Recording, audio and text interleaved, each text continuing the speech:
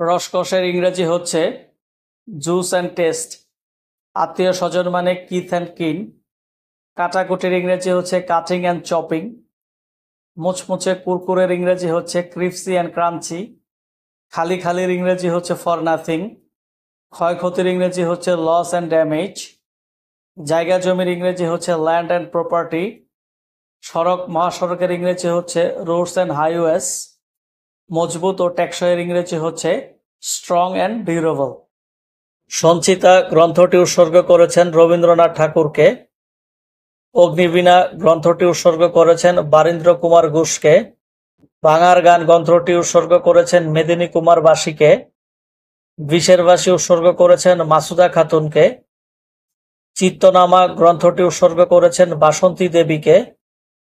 সর্বহারা গ্রন্থটি উৎসর্গ করেছেন বিরাজা সুন্দরীকে। ছায়ানট গ্রন্থটি উৎসর্গ করেছেন মুজাফফর আহমেদকে। বাদনহারা গ্রন্থটি উৎসর্গ করেছেন নলিনীকান্তকে। শেষ বিকালের মেয়ে গ্রন্থটির রচয়িতা জহির রায়হান। 20 শতকের মেয়ে লিখেছেন নীলিমা ইব্রাহিম।